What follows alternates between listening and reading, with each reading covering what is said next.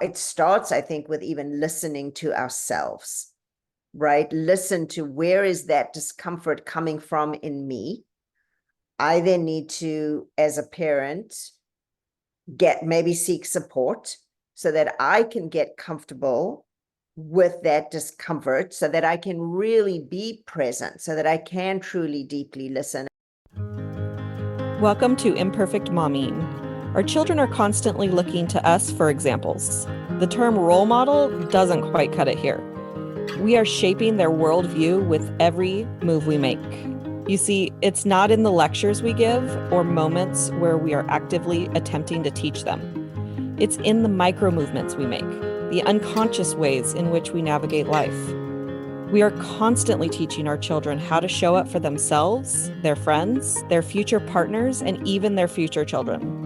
So what can we do to ensure we are raising thoughtful, compassionate, self-aware human beings? We have to become them ourselves. No one is perfect, but we can still all be better, and it starts with self-healing. Let's get to it.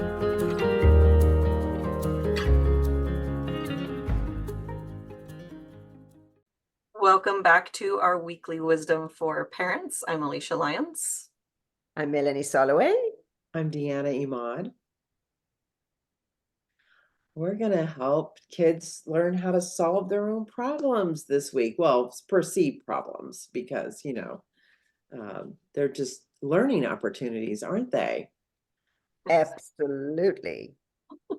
I'm laughing because I really want to use air quotes in problems, but So what do we do when our child comes to us and with an issue or a challenge or something that they need to learn about? I think step number one is really listen to them, right? We really need to hear what they have to say. Well, hold on. When we're a rescuer parent, we jump in and rescue. That's step one. Right. And when we're an enlightened parent, we wait. We wait. We pause. We pause, but we ask. So wait is the acronym is why am I talking? Good one. I just have to presence the rescuer parents because A, I am a recovering rescuing parent, and B, that's what a lot of parents, that's where we're at. That's where a lot of people are at, is the kid has a problem, we jump in and solve it. Literally on Easter, there was a conflict and the kids had a problem, and one of the parents was like, okay, let's stop talking about it. And another parent was like, well, you do this and you do that. Right. And then my fiance was talking it out and like, well, what was your understanding? And what was your understanding? And it was so fascinating as an observer to watch. Well, and then I was one of the, let's just stop talking about it people. Stop talking about it with the kids, or stop talking about the problem? I want the kids to stop talking about the problem because they have different perspectives, and the perspectives are not, they're not matching. Like they're in conflict. And I recognize that's what we do on social media. That's what adults are doing now. It's like, well, we're disagreeing, so there's like two options. I'm going to yell at you, or I'm going to not talk to you anymore. Well, there is always that third option, which is what we're talking about here, right? Exactly. Or the fourth, you can agree to disagree and you're still in agreement. Right. But one of the things is really to listen, to provide I would say a strong dose of empathy, just to really be present. How did that make you feel? Get curious, ask questions, and just allow your child to really communicate and stay calm, right? Really be present for them and stay calm. And, when they look to get the answers from you, your opportunity is to reflect back to them and what would you do and how would you handle it? And because you want to hand it back to them. You want to empower them, right? To make those decisions and choices for themselves so they can learn from them. Mel? I'm going to bring us back to reality again for a second, because they're not in their thinking brain when they're pissed off. Like, their lizard brain is activated. That's so Right. true. And they do want to be heard, even from the lizard brain, right? They do want to be acknowledged. And part of that is, one way I think I find my kids, when they're talking to me and they're really upset, it's like, I will just reflect back to them what they're saying. Like, oh, you really didn't like that, did you? They're like, no, I really didn't. And I'm like, oh, yeah, that you have a lot of feelings about that, don't you? Yes, I'm really upset. Oh, well, tell me more about it. Like, I want to get it out. I want them to hear, I want them to be heard. I want them to know they have a safe place to let that out. And obviously, it's not always easy. There's a couple of ways that we want to jump in and save, or we want to get or defend. Yeah, absolutely. And I think that part of even that is, we want to make sure that we're in a calm enough space, right? So we're not in our own lizard brains first and foremost, so that we can hold that container. And I think sometimes a lot of parents, what I find with a lot of parents is we're uncomfortable with the discomfort. We don't like to see anyone upset, especially our kids. And so when that happens and we're watching that in front of us, we want to, like, okay, quickly, like, how can I make this discomfort go away? Because we're not in a place where we can hold for that. And so, Deanna, when you say, like, to really listen, it starts, I think, with even listening to ourselves, right? Listen to, where is that discomfort coming from in me?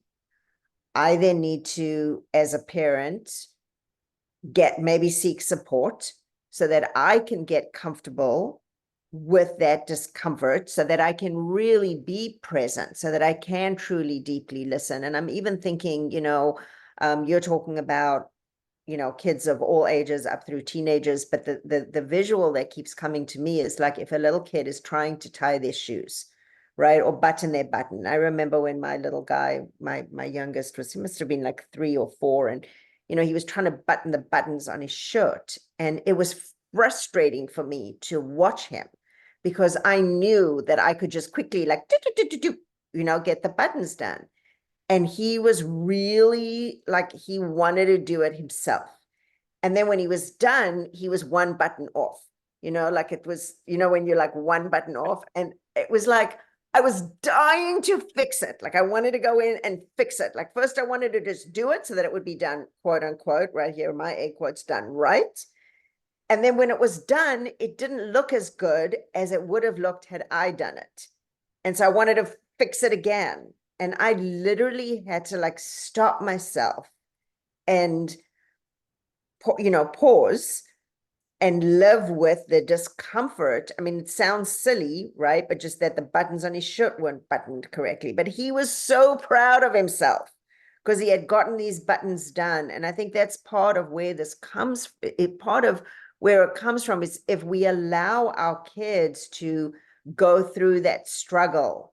And when I say allow, that we get comfortable with our discomfort, to back up and let them find their own solutions to their quote unquote problems, right, or issues, or what they're dealing with, it absolutely will empower them, not just for the buttons on their shirt, but how to resolve their conflicts on Easter, and how to resolve their, what happened in our call this morning, where, we had a dad sharing and the college, about his college student, and how she needed to navigate what happened with the professor, like, learning for them to then empower themselves so that when they're not with us, that they know how to advocate for themselves. They know how to resolve their issues, but it takes practice.